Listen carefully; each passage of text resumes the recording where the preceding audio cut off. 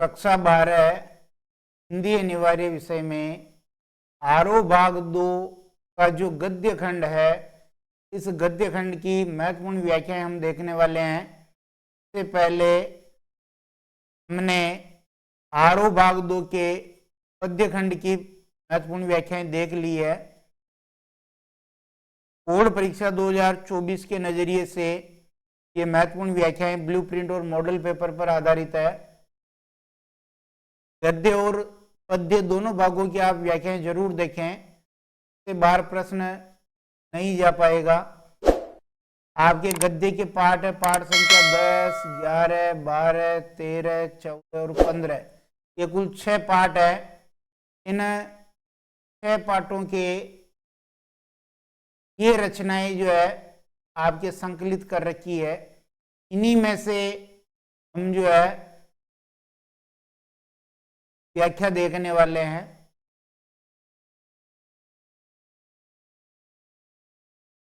सबसे पहले पाठ संख्या 10, महादेवी वर्मा का संस्मरणात्मक रेखा चित्र लगा रखा है भक्तिन की महत्वपूर्ण व्याख्या देखेंगे। सबसे पहली व्याख्या है, ऐसी यात्रा में किसी को किसी के साथ जाने का अधिकार नहीं।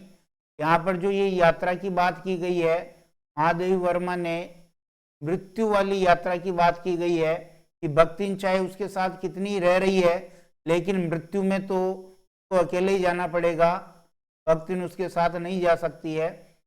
यह आश्वासन भक्ति के लिए कोई मूल्य नहीं रखता। वह मेरे न जाने की कल्पना से इतनी नहीं होती जितनी अपने साथ न जा सकने की संभावना से अपमानित।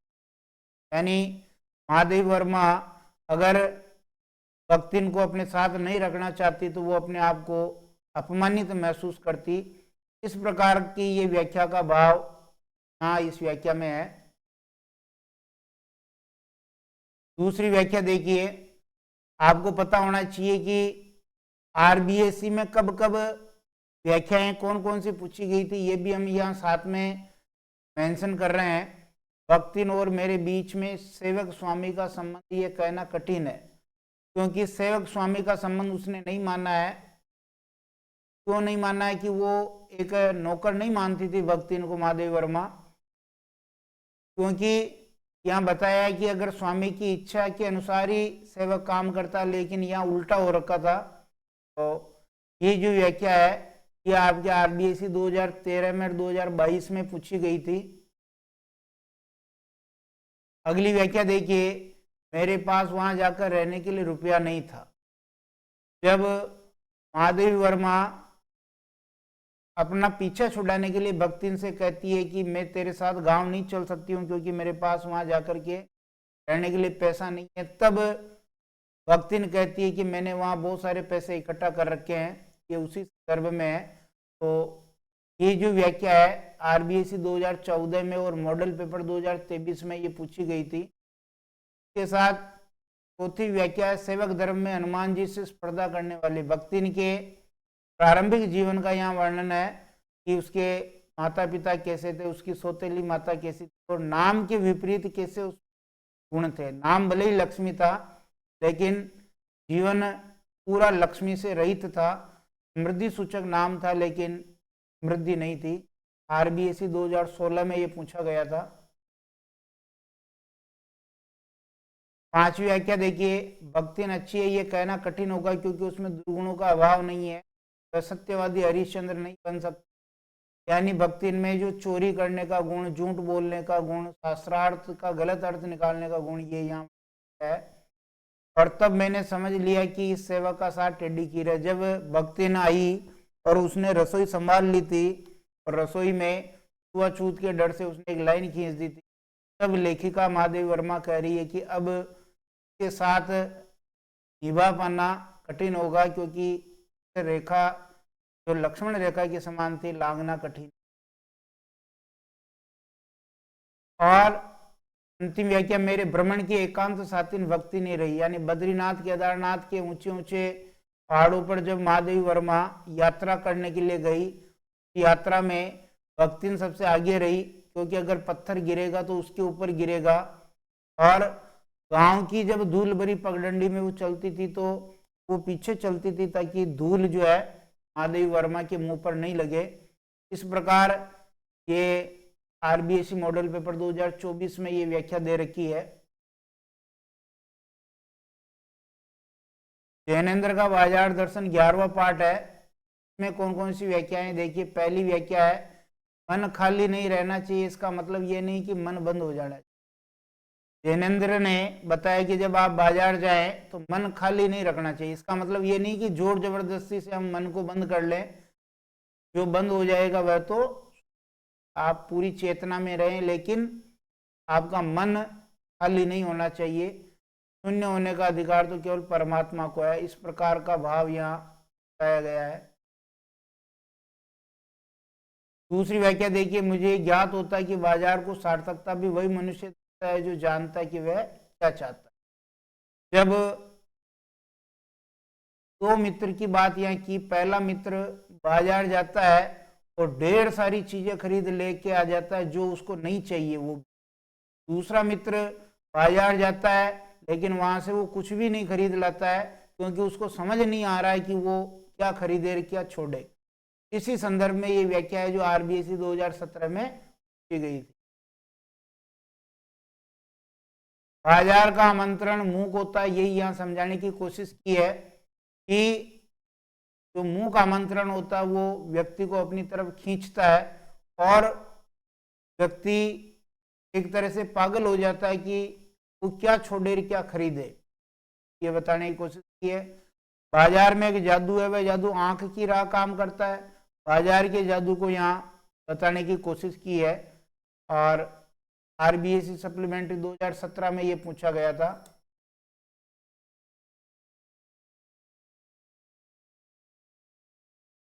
पैसे की व्यंग्य शक्ति की सुनिए, वह दारुण है, भयानक है, क्योंकि अगर कोई आदमी पैदल चल रहा है, पास में से धूल उड़ाती कोई गाड़ी निकल जाए तो वो सोचता है कि भाई मुझे ये गाड़ी क्यों नहीं मिली। प्रकार का वर्णन यहाँ किया। और छठा जो भगत जी थे चूर्ण बेचते थे, उसके बारे में है कि सबके प्रति अप्रीति इस भगत के मन में। अप्रीति का मतलब प्रीति नहीं, ईर्ष्या ले लो या फिर शत्रुता का भाव ले लो। यहाँ पर भगत जी के बारे में बताया गया किस प्रकार उनको जो चाहिए वही लेके आते हैं, उसके अलावा और कुछ भी लेके आता है। आरबीएससी 2014 में पूछा गया था। 12वां पाठ धर्मवीर भारती काले मेघा पानी दे, ये संस्मरण है। पहली व्याख्या देखिए, वर्षा के बादलों का स्वामी इंद्र और इंद्र की सेना की टोली है जो कीचड़ से लथपथ निकलती है, यानी जो मेंढक मंडली है के बारे में यहाँ वर्णन किया गया है। लेखक पानी की बर्बादी मानता है, उसे अंधविश्वास मानता है। आरबीएससी 2015 में 2017 में पूछा गया था। ये देखिए, इंद्र सेना या मेंढक मंडली के बारे में वर्णन है कि किस प्रकार की ड्रेस होती थी, वो पानी मांगते थे, जयकारा लगाते थे और लोटपोट होते थे कीचड़ में।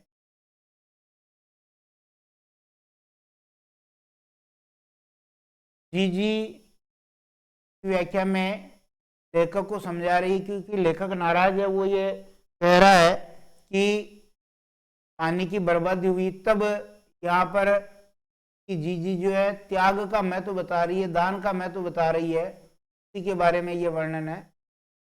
आरबीएससी 2022 में ये पूछा था और इन बातों को आज 50 से ज्यादा बरस हो गए। लेखक बातों को याद कर रहा, 50 से ज्यादा साल हो गए हैं, लेकिन स्थितियां वो की वही है। आज भी बेल प्यासे के प्यासे रह जाते हैं, अर्थात योजनाएं बनती है लेकिन जो आवश्यक वर्ग है, वंचित वर्ग है, जरूरतमंद है, उसको उसका लाभ नहीं मिलता। आरबीएससी मॉडल पेपर 2022 में ये की गई थी। शाम को उन्होंने लड्डू मटरी खाने को दिए तो मैंने हाथ से अलग कर दिया। वही बात है कि लेखक नहीं चाहता था कि पानी की बर्बादी हो, क्योंकि उस वक्त पानी की बहुत ज्यादा आवश्यकता है। तब कि जी ये कह रही कि हम थोड़े से पानी का अर्घ्य चढ़ाएंगे तो फिर अपने को ज्यादा पानी इंद्रदेव देंगे। और दान के महत्व को समझाया। सप्लीमेंट 2013 में पूछा गया था।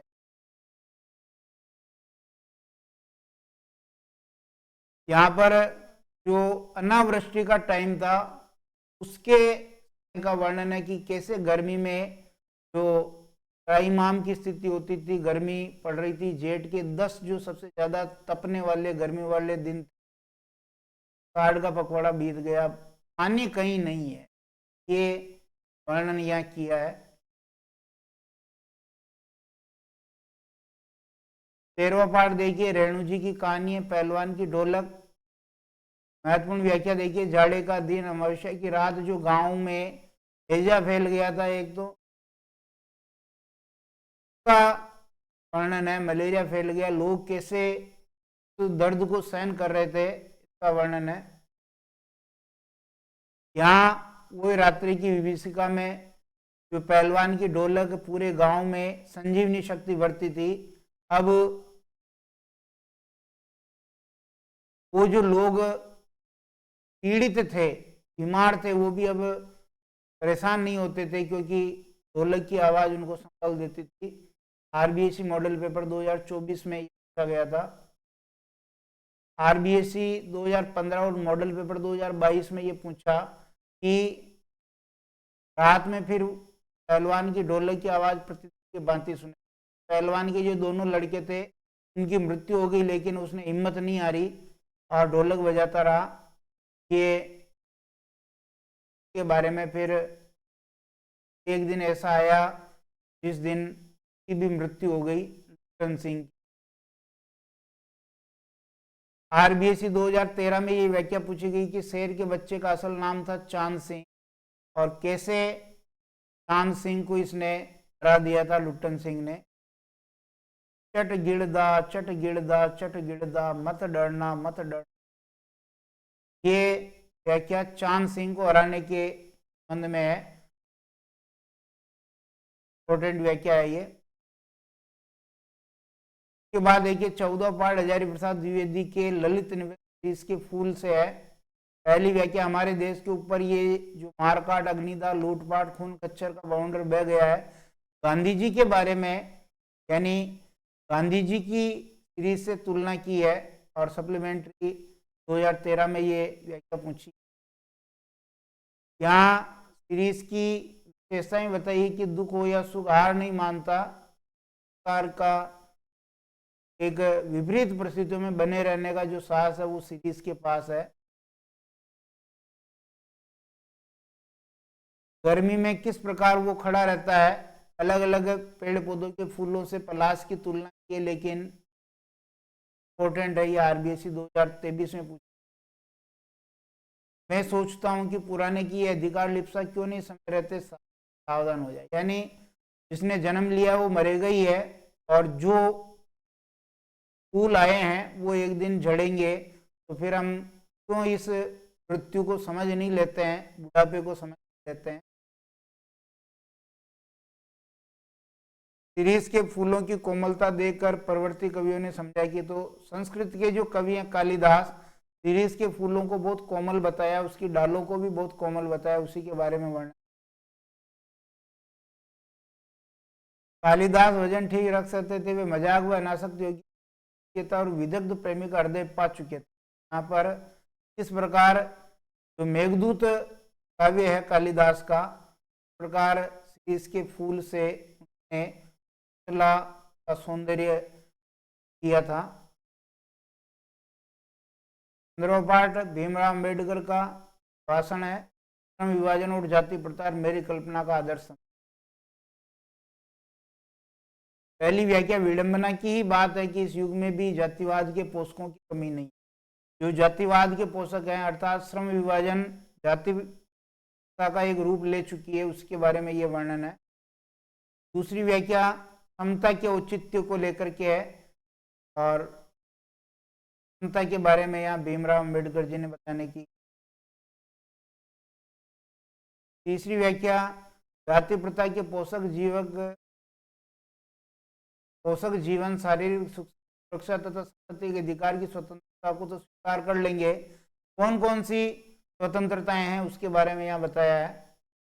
और जाति प्रथा का श्रम विभाजन मनुष्य की स्वेच्छा पर निर्भर करता है, आरबीएससी 2023 में पूछा, ये 17 में पूछा।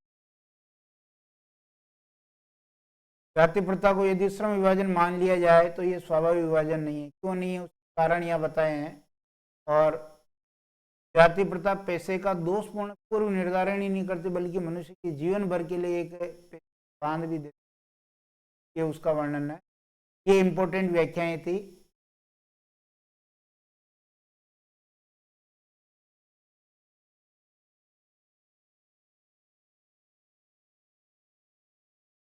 धन्यवाद।